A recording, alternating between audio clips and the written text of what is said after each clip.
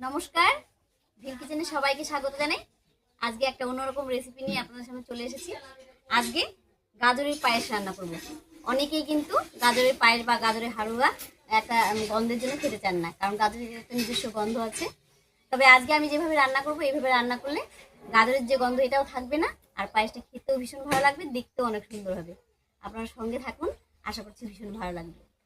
তো প্রথমে আমি গাজরটা পরিষ্কার করে ধুয়ে গ্রেট করে নিচ্ছি। এখানে অনেকগুলো গাজর নিয়েছি, তবে সবগুলো আমার লাগবে না। এখান থেকে দুটো তিনটে মতো গাজর নিলেই হয়ে যাবে। তো গাজরটা প্রথমে একটু হালকা করে ছুলে নিচ্ছি।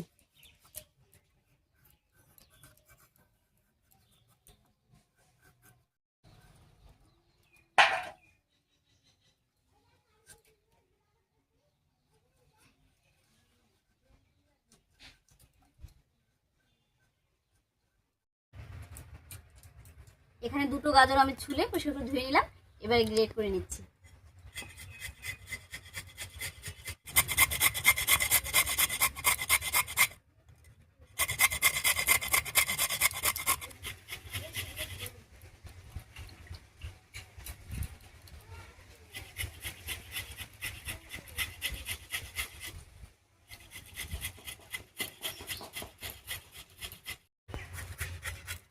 গাজর খুব উপকারী একটা সবজি, আমাদের শরীর স্বাস্থ্যের পক্ষে খুবই উপকারী। এমনিতে বাচ্চাদের যদি কৃমি হয়, তো 7 দিন যদি কেউ ওই গাজরের জুস খায় সকালবেলা করে, তাহলে কিন্তু কৃমি অনেকটাই কমে যায়।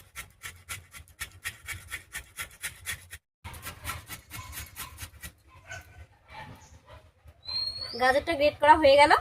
এবার একটুখানি গোবিন্দভোগ চাল আর কয়েকটা কাজু বাদাম ভিজিয়ে রাখবো, তারপর উনুনটা জ্বালিয়ে নিচ্ছি। এখানে আমি 2-3 চামচ মতো গোবিন্দভোগ চাল নিয়েছি, আর কয়েকটা নিয়েছি কাজু বাদাম। এই চালটা ভিজিয়ে রাখবো। এবারে উনুন জ্বালিয়ে নিচ্ছি।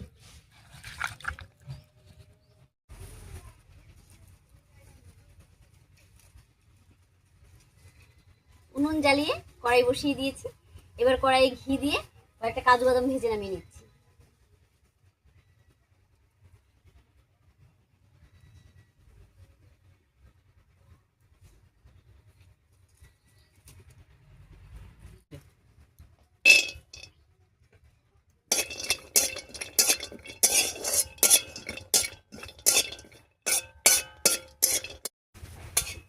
কাজু বাদামটা হালকা করে ভেজে নিয়েছি, এবারে নামিয়ে নিচ্ছি।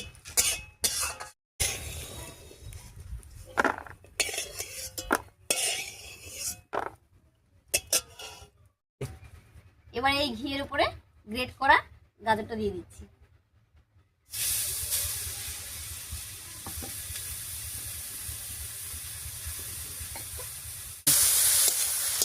ঘিয়ের উপরে গাজরটা দিয়ে একটু নাড়িয়ে নিয়েছি।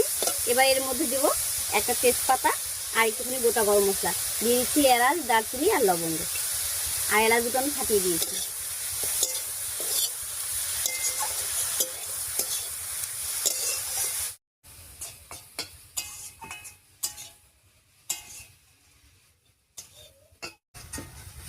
ঘিয়ের উপরে গাজরটা দিয়ে 4-5 মিনিট রান্না করে নিয়েছি। এবার সামান্য একটুখানি লবণ দেবো। আর যে কোনো মিষ্টি জিনিসে একটুখানি লবণ দিলে কিন্তু মিষ্টিটা করা হয় আর খেতেও ভালো লাগে। আর দেবো দুধ।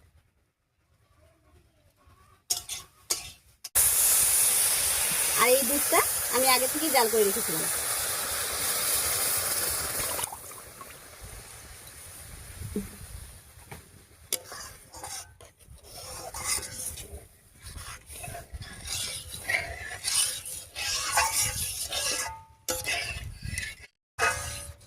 দুধের সঙ্গে গাজরটা রান্না হতে থাক, আর এই ফাঁকে আমি ভিজিয়ে রাখা গোবিন্দভোগ চাল আর কাজুটা বেটে নিচ্ছি। চালটা বাটার জন্য শিলনোড়াটা আমি পরিষ্কার করে ধুয়ে নিয়েছি। এবারে চালটা হালকা করে বেটে নেব, একটু দানা দানা রেখে।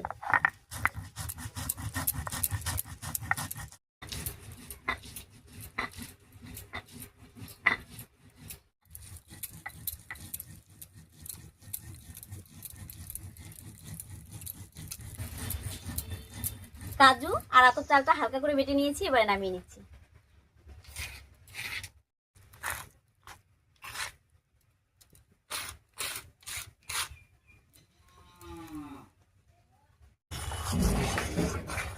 এদিকে দুধের সঙ্গে গাজরটাও বেশ কিছুক্ষণ রান্না হয়ে গেছে।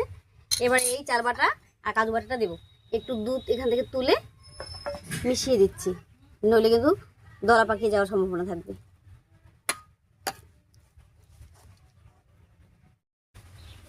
খুব ভালো করে মিশিয়ে নিয়েছি, এবারে দিয়ে দিচ্ছি। আর চালটা কিন্তু আমি একেবারে দানাদার রেখেছি সুজির মতন করে।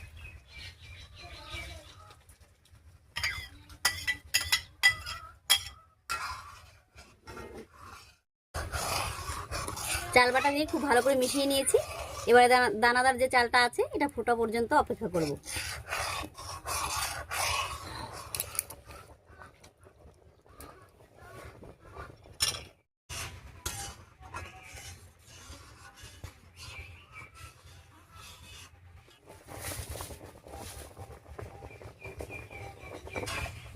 যে চালটা নিয়েছিলাম চালটা ফুটে গেছে, এবার এর মধ্যে চিনি দেব।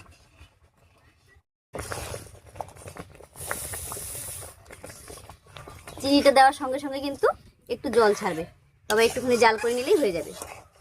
চিনিটা দিয়ে মিশিয়ে নিয়েছি, এবারে ভেজে রাখা কাজু বাদামগুলো দিয়ে দিচ্ছি।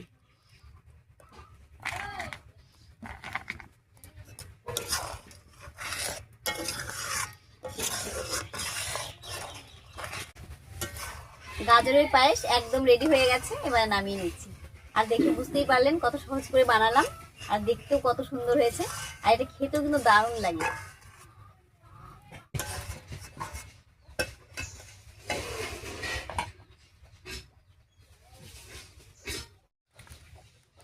পায়েসটা এখন একটু পাতলা পাতলা মনে হচ্ছে, তবে ঠান্ডা হলেও কিন্তু আরো অনেকটা জমে যাবে। আর দেখতেই পাচ্ছেন কত সুন্দর হয়েছে দেখতে।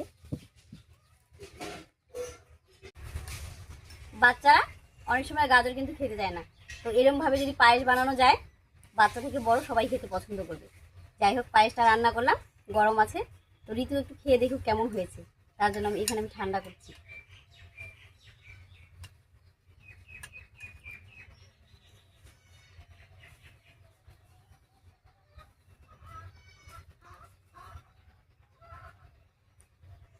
কেমন মা?